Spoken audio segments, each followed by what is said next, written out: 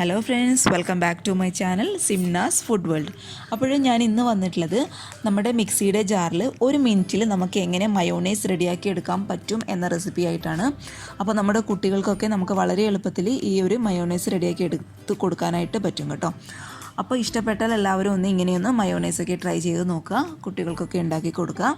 അപ്പോൾ നമുക്ക് പെട്ടെന്ന് തന്നെ ഈ റെസിപ്പി എങ്ങനെ റെഡിയാക്കും നോക്കാം.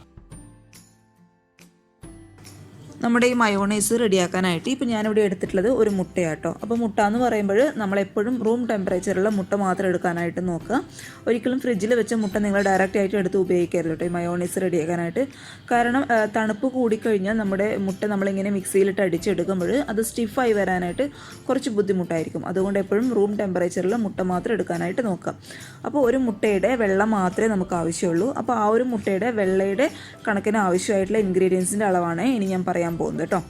അപ്പോൾ ഇത് ഒരു മുട്ടയുടെ വെള്ളം മാത്രം ഞാനിവിടെ എടുത്തിട്ടുണ്ട്. അപ്പോൾ ആ മുട്ടയുടെ വെള്ളം മാത്രം നമുക്കൊരു മിക്സിയുടെ ജാറിലോട്ട് ഒഴിച്ചു കൊടുക്കാം. മിക്സിയുടെ ജാർ എന്ന് പറയുമ്പോൾ നമ്മൾ ചട്നിക്കൊക്കെ അരക്കാൻ എടുക്കുന്ന ജാർ ഉപയോഗിക്കാം കേട്ടോ. ഇനി ഞാനിതിലോട്ട് ഇട്ട് കൊടുക്കാൻ പോകുന്നത് ഒരല്ലി വെളുത്തുള്ളിയുടെ ഒരു കാൽ ഭാഗം മാത്രം കേട്ടോ. വെളുത്തുള്ളിയുടെ ഫ്ലേവർ എന്ന് പറയുന്നത് കൂടി പോകാൻ പാടില്ല, എന്നാലൊരു ചെറിയൊരു ഫ്ലേവർ നമുക്ക് വേണം താനും. അതുകൊണ്ട് ചെറിയൊരു ഫ്ലേവറിന് വേണ്ടി മാത്രം ഒരു ചെറിയ പീസ് വെളുത്തുള്ളി മാത്രം ഇതിലോട്ട് ഇട്ട് കൊടുക്കാം. പിന്നെ നമുക്ക് ഇതിനാവശ്യമായിട്ടുള്ള ഉപ്പ് ഇട്ട് കൊടുക്കാം. പിന്നെ നമ്മൾ മയോണൈസ് കഴിക്കുമ്പോൾ കുറച്ച് മധുരം ഉണ്ടാവും, അതുകൊണ്ട് ഒരു 1/4 ടീസ്പൂൺ പഞ്ചസാര, 1/4 ടീസ്പൂൺ ഇല്ലിട്ടോ, അതിലും കുറവ് പഞ്ചസാര നമുക്ക് ഇതിലിട്ട് കൊടുക്കാം. പിന്നെ ഞാനിതിലോട്ട് ചേർത്ത് കൊടുക്കാൻ പോകുന്നത് നമ്മുടെ ആഹാര സാധനങ്ങളിലൊക്കെ നമ്മൾ ഉപയോഗിക്കുന്ന നമ്മുടെ വൈറ്റ് വിനേഗറാണ്.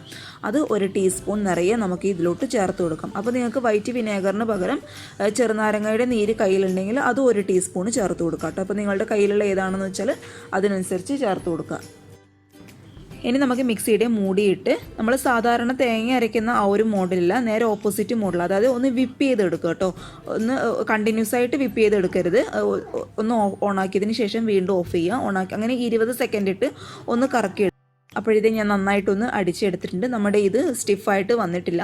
ഇനി നമുക്ക് ഇത് സ്റ്റിഫ് ആകാനായിട്ട് ഇതിലോട്ട് ചേർത്ത് കൊടുക്കാൻ പോകേണ്ടത്, ഇതിപ്പോൾ ഞാനിവിടെ കുറച്ച് നമ്മുടെ സാധാരണ വെജിറ്റബിൾ ഓയിൽ എടുത്തിട്ടുണ്ട്. ഒരിക്കലും വെളിച്ചെണ്ണ ഒന്നും എടുത്ത് ഉപയോഗിക്കരുത് കേട്ടോ. അപ്പോൾ ഈ വെജിറ്റബിൾ ഓയിൽ 2 ടേബിൾ സ്പൂൺ നിറയെ വെജിറ്റബിൾ ഓയിൽ നമുക്ക് ഇതിലോട്ട് ചേർത്ത് കൊടുക്കാം. അപ്പോൾ ഇത് 2 ടേബിൾ സ്പൂൺ ഞാൻ ചേർത്ത് കൊടുത്തിട്ടുണ്ട്. ഇനി നമുക്ക് വീണ്ടും ഇത് അടച്ച് വെച്ച് നന്നായിട്ട് ഇതുപോലെ തന്നെ ഈ 20 സെക്കൻഡ് പൾസ് മോഡിലിട്ട്, അതായത് വിപ്പ് മോഡലിട്ട് ഒന്ന് അടിച്ചെടുക്കുക. അപ്പോഴിത് ഞാൻ വീണ്ടും അടിച്ചെടുത്തിട്ടുണ്ട്. ഇത് നമുക്ക് സ്റ്റിഫായിട്ട് വന്നിട്ടില്ല കേട്ടോ. ഇനി വീണ്ടും നമുക്കൊരു 3 ടേബിൾ സ്പൂൺ കൂടി ഓയിൽ ഇതിലോട്ട് ചേർത്ത് കൊടുക്കാം. അപ്പോൾ ഓയിൽ ചേർക്കുമ്പോൾ എപ്പോഴും ശ്രദ്ധിക്കേണ്ട കാര്യം, നിങ്ങൾ ഒരിക്കലും ഡയറക്റ്റായിട്ട് ഒരുപാട് ഓയിൽ അങ്ങ് എടുത്ത് ഉപയോഗിക്കാൻ പാടില്ല. എപ്പോഴും 2 പ്രാവശ്യം വേണം ഇട്ടിട്ട് ഓയിൽ ഇട്ടിട്ട് അടിക്കാനായിട്ട്. എങ്കിൽ മാത്രമേ നമ്മുടെ മയോണൈസ് നന്നായിട്ട് സ്റ്റിഫായിട്ട് വരും. അതുകൊണ്ടാണ് കേട്ടോ ഞാൻ 2 പ്രാവശ്യം ഇത് കാണിച്ചു തരുന്നത്. അപ്പോഴിത് ആദ്യം 2 ടേബിൾ സ്പൂൺ ഓയിൽ, പിന്നെ 3 ടേബിൾ സ്പൂൺ ഓയിലിട്ട് നന്നായിട്ടൊന്ന് അടിച്ചെടുക്കുക. ഇത് നമ്മുടെ മയോണൈസ് നന്നായിട്ട് പെർഫെക്റ്റായിട്ട് സ്റ്റിഫായിട്ട് വന്നിട്ടുണ്ട്.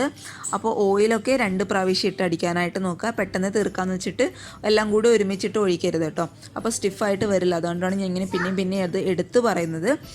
അപ്പോഴെല്ലാവരും ഇങ്ങനെയൊന്ന് ട്രൈ ചെയ്ത് നോക്കുക. ഇനി നിങ്ങൾ കടകളിൽ നിന്നും പോയിട്ട് മയോണൈസ് വാങ്ങിക്കേണ്ട ആവശ്യമില്ല. നമുക്ക് ഒരു മുട്ടയൊക്കെ ഉണ്ടെങ്കിൽ വളരെ എളുപ്പത്തിൽ നമുക്ക് മയോണൈസ് റെഡിയാക്കി എടുക്കാനായിട്ട് പറ്റും. അപ്പോൾ കുട്ടികൾക്കൊക്കെ വളരെ പെട്ടെന്ന് നമുക്ക് വീട്ടിൽ തന്നെ നമ്മൾ വീട്ടിലുള്ള ഇൻഗ്രീഡിയൻസ് വെച്ച് വളരെ പെട്ടെന്ന് റെഡിയാക്കി കൊടുക്കുക കേട്ടോ. അപ്പോൾ ഇഷ്ടപ്പെട്ടാൽ എല്ലാവരും ട്രൈ ചെയ്ത് നോക്കുക. ട്രൈ ചെയ്ത് നോക്കിയിട്ട് നിങ്ങളുടെ കമൻസ് ഒക്കെ താഴെ കമൻറ്റ് ബോക്സിൽ അറിയിക്കുക കേട്ടോ.